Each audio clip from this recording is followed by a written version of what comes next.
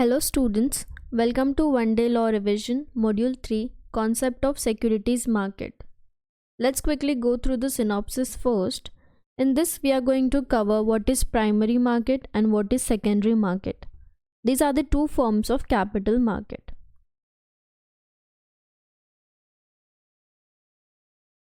After that, advantages and disadvantages of these markets to companies and investors, provisions relating to IPO, that is initial public offer, FPO, further public offer, private placement, bonus issue, right issue, QIP under SEBI regulations. Players in the capital market. So let's get started. Primary market versus secondary market. Primary market is a market where buying and selling of new securities are taken place for the first time. Primary market में पहली बार security की trading होती है, मतलब company shares issue कर रही है किसको? इन्वेस्टर्स को. इन्वेस्टर्स रिटर्न में पे कर रहा है रुपीस यहाँ पे security. So this is primary market जहाँ पहली बार न्यू सिक्योरिटी इन्वेस्टर बाय कर रहा है, कंपनी सेल कर रही है. Where the first public offering of equity share or convertible security by a company takes place. First public offering is known as initial public offer, और जब first time होती है तब वो कहाँ होती है? प्राइमरी मार्केट में. Which is followed by the listing of company shares on a stock exchange. तो first time जब होता है तो वो शेयर स्टॉक एक्सचेंज पर लिस्ट होंगे, so that is primary market. तो ट्रांजैक्शन किसके बीच में? कंपनी और इन्वेस्टर के बीच में. फर्स्ट टाइम हो रहा है इसलिए हम इसको बोलते हैं initial public offer, that is IPO. उसके बाद फिर से अगर कैपिटल वापस से लिस्ट हो रहा है तो that is FPO. Issue of further capital by companies who shares are already listed on stock exchange also comes with in the ambit of primary market. अब प्राइमरी मार्केट में हमने क्या देखा? फ्रेश सिक्योरिटी इशू होती है, वो primary market है. अगर फर्स्ट टाइम हो रही है जहाँ पे सिक्योरिटीज पहली बार लिस्ट हो रही है तो वो IPO है. और अगर हम वापस से न्यू कैपिटल रेज करने के लिए फिर से अगर न्यूली सिक्योरिटी इशू कर रहे हैं तो that is FPO. Further public offer, दोनों भी कंपनी और कंपनी इन्वेस्टर के साथ करती है, इसलिए प्राइमरी मार्केट बोला जाता है. तो अब सेकेंडरी मार्केट क्या है? सेकेंडरी मार्केट वो मार्केट है जहाँ पे सिक्योरिटीज पहले ही इशू कर दी गई थी और अब ट्रेडिंग चल रही है बिटवीन इन्वेस्टर्स. तो यहाँ पे एक इन्वेस्टर है, यहाँ दूसरा इन्वेस्टर है. एक इन्वेस्टर दूसरे को बेच रहा है, दूसरा इन्वेस्टर खरीद रहा है. दिस इज सेकेंडरी मार्केट, मतलब यहाँ दो पार्टीज कौन है? Investor and investor.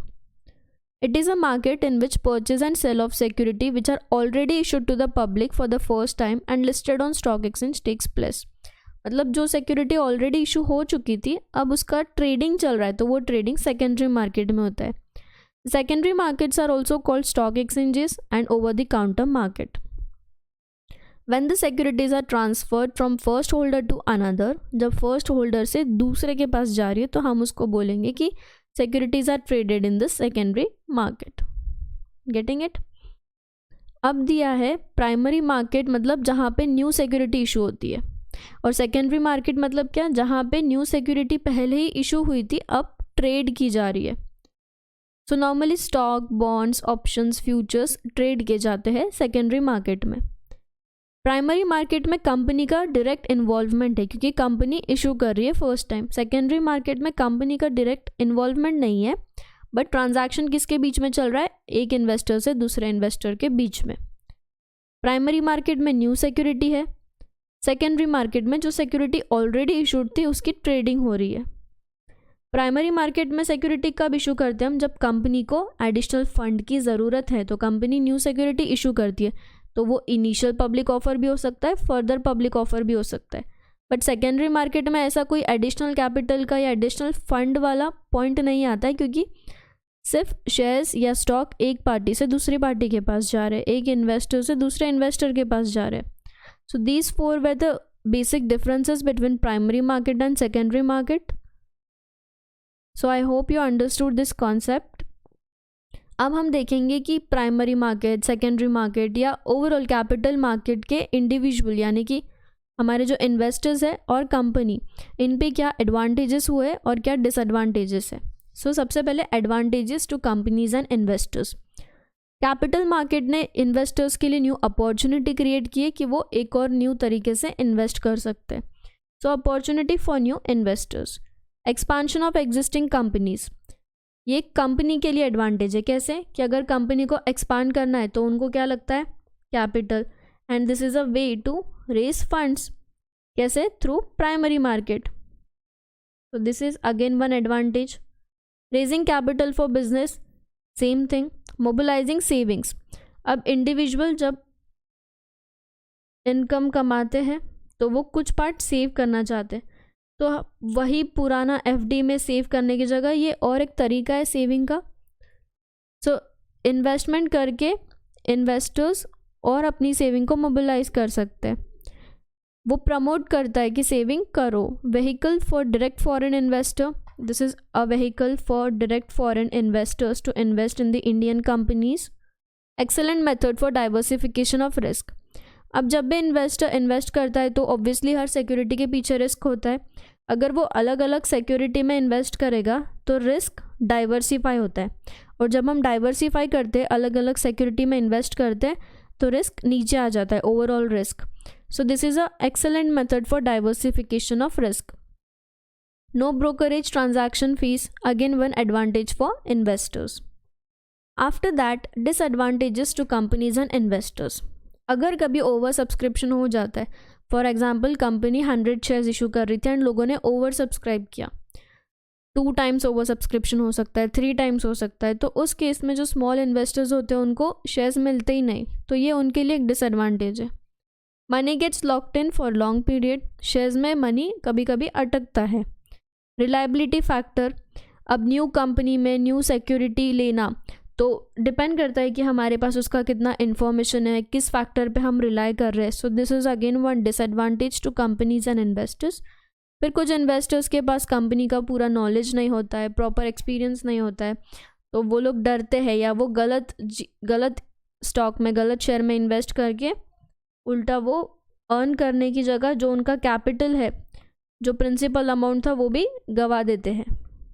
So this is again one disadvantage to investors. After this we will see different type of securities issued in primary market. Primary market मतलब जहाँ security first time company issue करती है to investor. So what are the different types of securities. Public issue होता है IPO, FPO, initial public offer, further public offer, या right issue होता है, bonus issue होता है, प्राइवेट प्लेसमेंट में preferential issue, qualified institutional placement and institutional placement program. Now we will see each of this in detail. तो सबसे पहले हमने देखा पब्लिक इशू कि कंपनी खुद के शेयर्स या कन्वर्टेबल सिक्योरिटी न्यू इन्वेस्टर्स को जब इशू करती है तो वो पब्लिक इशू है. इसको 2 पार्ट में डिवाइड किया था, IPO एंड FPO. जब कंपनी शेयर्स या डिबेंचर्स फर्स्ट टाइम इशू कर रही है पब्लिक को तो उसको हम IPO बोलते हैं. It then set the stage for listing and trading of issuer's shares और convertible securities on the stock exchange. मतलब जब फर्स्ट टाइम इशू होता है तो फिर उसके बाद लिस्टिंग होती है, सो that is IPO. And FPO मतलब क्या, कंपनी फिर से फ्रेश इशू कर रही है बट ऑलरेडी कंपनी ने पहले भी एक बार सिक्योरिटी इशू की थी, ये सेकेंड टाइम या थर्ड टाइम या कोई फर्स्ट टाइम के बाद हो रहा है. So this is FPO, further public offer. Right issue, जहाँ एग्जिस्टिंग शेयर होल्डर को कंपनी राइट दे रही है कि तुम हमारी कंपनी में पर्टिकुलर रेशियो में कंपनी के शेयर्स खरीद सकते हो. So that is right issue. When an issue of shares और convertible securities made to an issuer, made bye N issuer, कि इशूअर कौन है, कंपनी क्या कर रही है, इशू कर रही है किसको, एग्जिस्टिंग शेयर होल्डर्स को, मतलब जो ऑलरेडी कंपनी के शेयर्स होल्ड करते हैं, कि किसी पर्टिकुलर डेट पे वो कंपनी राइट इशू करने वाली है. डेट कंपनी फिक्स करती है, उस डेट को बोलते हैं record date. The rights are offered in a particular ratio to the number of shares और convertible securities held as on record date. अब राइट कोई पर्टिकुलर रेशियो में रहेगा. फॉर एग्जांपल हमने एग्जिस्टिंग शेयर होल्डर्स को बोला कि हर 2 शेयर के बदले हम तुमको 1 शेयर देंगे फॉर ₹10, जहाँ पे शेयर का मार्केट वैल्यू है ₹25. तो ये राइट किसके लिए, सिर्फ एग्जिस्टिंग शेयर होल्डर्स के लिए.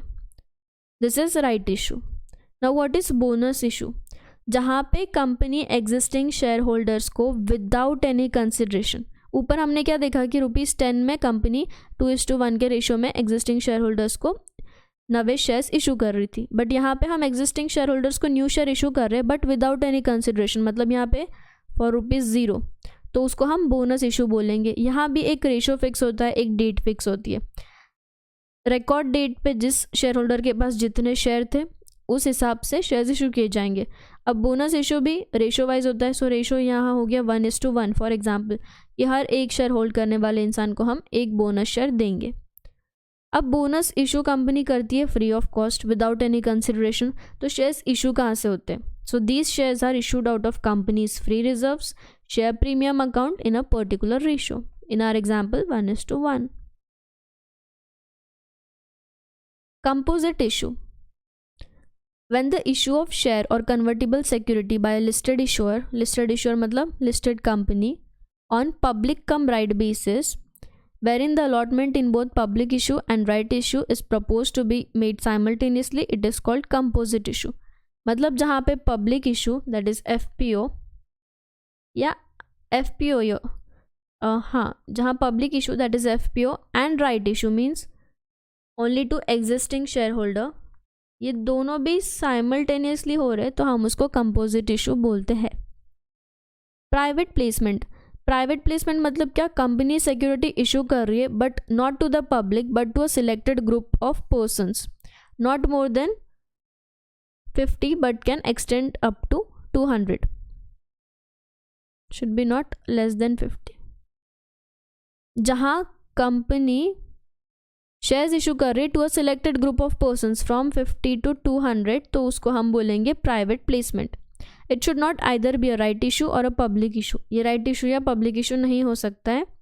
अब जो प्राइवेट प्लेसमेंट है वो 3 तरीके से हो सकता है, preferential allotment, qualified institutional placement and institutional programme. तो पहला है प्रेफरेंशियल अलॉटमेंट, जहाँ एक लिस्टेड कंपनी अपने शेयर्स या सिक्योरिटीज इशू कर रही है किसी सिलेक्टेड ग्रुप ऑफ पर्सन्स को in terms of provisions of chapter 5 of SEBI, तो हम उसको प्रेफरेंशियल अलॉटमेंट बोलते हैं। यहाँ पे कंपनी को सेबी के जो ICDR रेगुलेशन है उसके सारे प्रोविजंस फॉलो करने पड़ते हैं, including pricing, disclosure in the notice, lock in period etcetera, in addition to the requirement specified in companies act. कुछ ग्रुप ऑफ सिलेक्टेड पर्सन्स को कंपनी सिक्योरिटी इशू करती है। Qualified institutional placement, when a listed issuer issues equity shares or non-convertible debt instruments along with warrants and convertible security other than warrants to qualified institutional buyers only, जहाँ security सिर्फ QIB qualified institutional buyers को issue की जाती है, तो वहाँ पे हम उसको क्वालिफाइड इंस्टीट्यूशनल प्लेसमेंट बोलते हैं। अब इसके कुछ कंडीशंस है कि कंपनी अगर ये कंडीशन सेटिस्फाई करती है तो ही कंपनी क्वालिफाइड इंस्टीट्यूशनल प्लेसमेंट कर सकती है। So what are this conditions? सबसे पहले कंपनी को एग्जिस्टिंग शेयर होल्डर्स का अप्रूवल लेना पड़ता है, तो कंपनी के बोर्ड शेयर होल्डर्स की मीटिंग में कंपनी जनरल मीटिंग में मेंबर्स का स्पेशल रिजोल्यूशन लेती है। स्पेशल रिजोल्यूशन मतलब 2/3 रिजोल्यूशन, तो फिर उसके बाद अप्रूव करती है। अगर स्पेशल रिजोल्यूशन पास हो गया तो फिर कंपनी क्वालिफाइड इंस्टीट्यूशनल प्लेसमेंट कर सकती है। A special resolution has to be passed by the shareholders by approving the qualified institutional placement. Special resolution मतलब votes in favor, मतलब जो लोग हाँ बोल रहे हैं वो 3 times है, are 3 times or even greater of votes against it. So that is special resolution.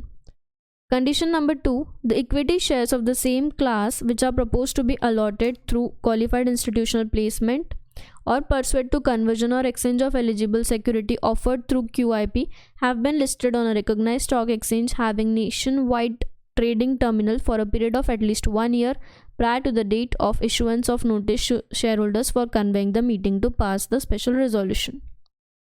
कि जो क्लास के तुम न्यू सिक्योरिटी इशू कर रहे हो उसके अगर एग्जिस्टिंग शेयर होल्डर्स है तो वो prior to this new issue 1 साल पहले ही उनका लिस्टिंग हो जाना चाहिए, सो दैट उनका मीटिंग कन्वे करके हम उनसे स्पेशल रिजोल्यूशन पास करवा सके।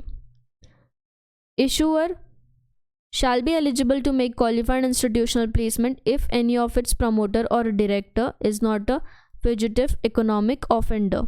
अगर कोई इकोनॉमिक ऑफेंडर है तो फिर वो शेयर्स बाय नहीं कर सकता। अब ये क्वालिफाइड इंस्टीट्यूशनल प्लेसमेंट मैनेज कौन करेगा? Merchant banker registered with the board who shell exercise due diligence.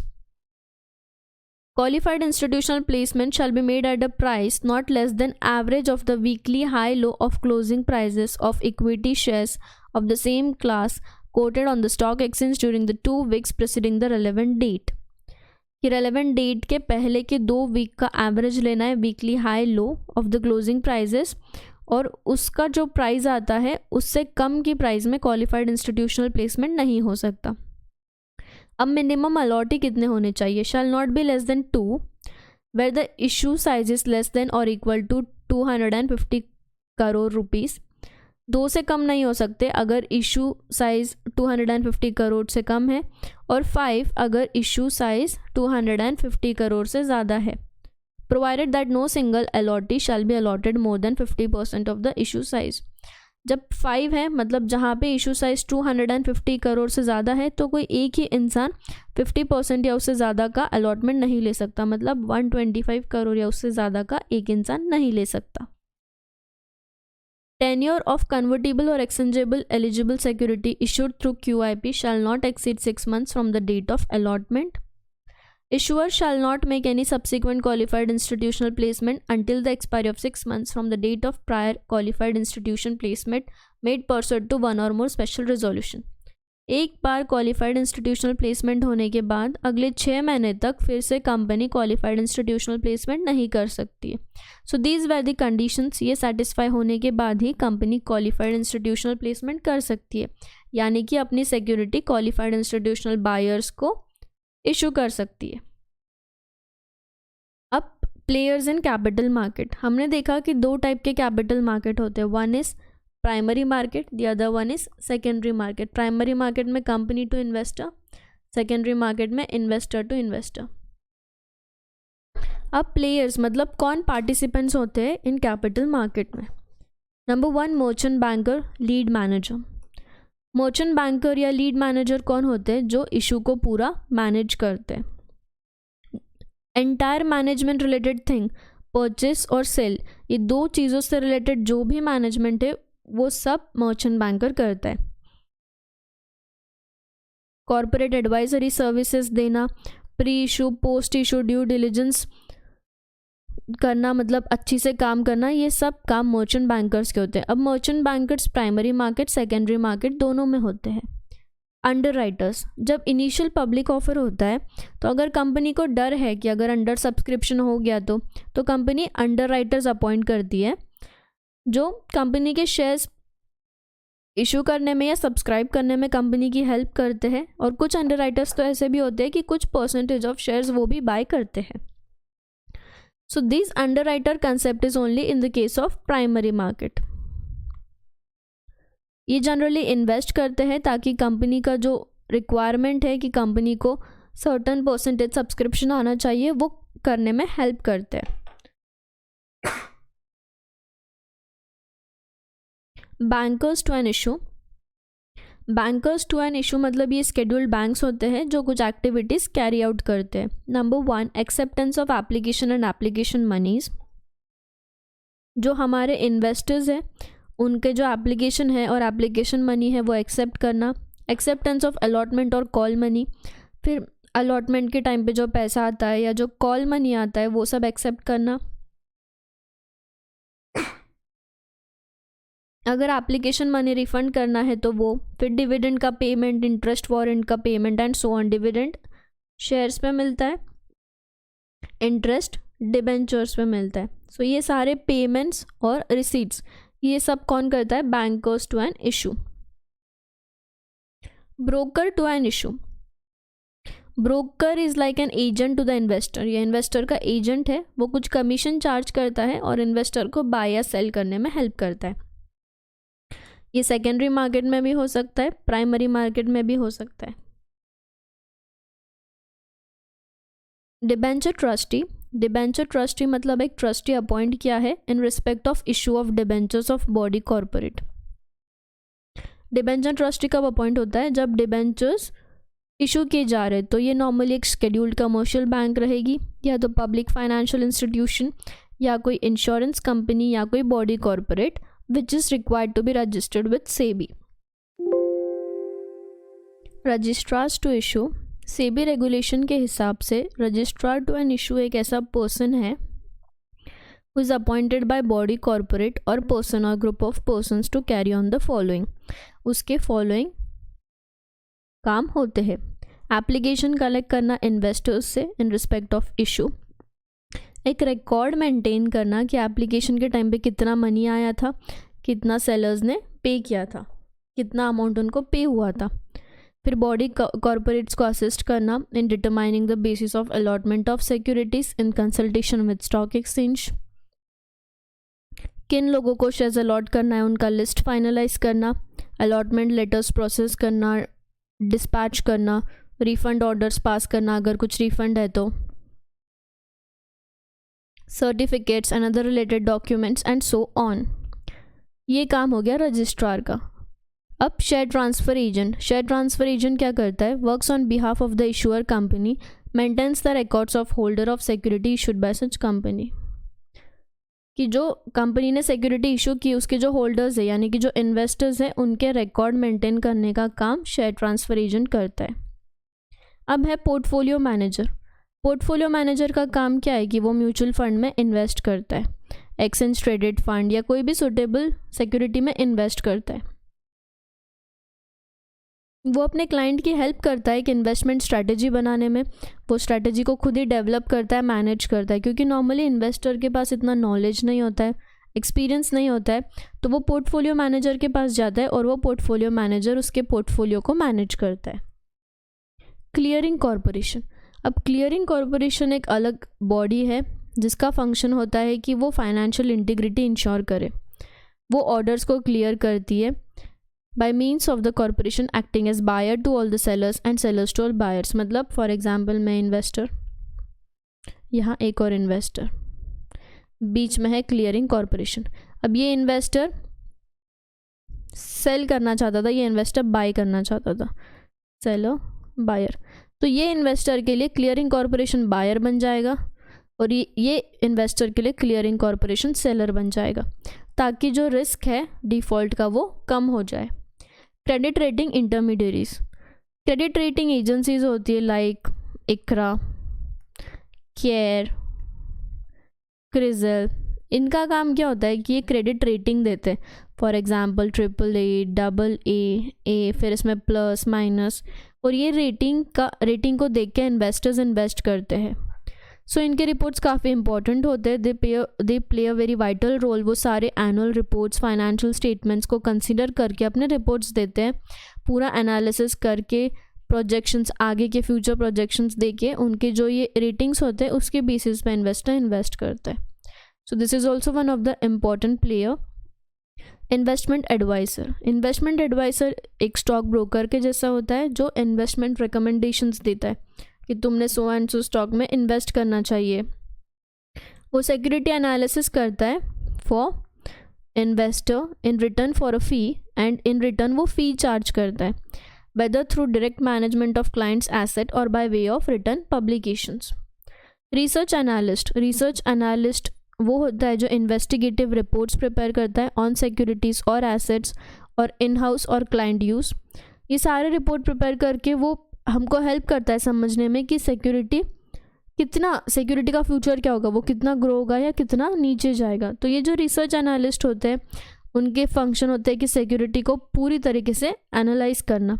सो उनको सिक्योरिटी एनालिस्ट भी बोला जाता है, इन्वेस्टमेंट एनालिस्ट भी, इक्विटी एनालिस्ट, रेटिंग एनालिस्ट और simply the analyst. So these all where the players in the capital market, both primary and secondary. I hope you understood.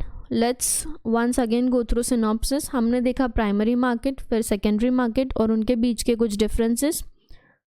अगर सिर्फ primary market या secondary market पे question आए तो भी तुम वो पॉइंट्स लिख सकते हो। एडवांटेजेस एंड डिसएडवांटेजेस देखे, फिर प्रोविजंस देखे IPO FPO के, दैट इज़ पब्लिक ऑफर के 2 टाइप्स है ये। फिर राइट इशू देखा, बोनस इशू देखा, प्राइवेट प्लेसमेंट्स देखा, QIP देखा, एंड QIP के कंडीशंस भी देखे एज पर सेबी। फिर प्लेयर्स देखे कैपिटल मार्केट के, इंटरमीडियरीज देखे, स्टॉक ब्रोकर देखा, share transfer agent, registrar, banker to issue, broker to issue, credit rating agency, clearing corporation, and so on. So I hope you understood. Thank you.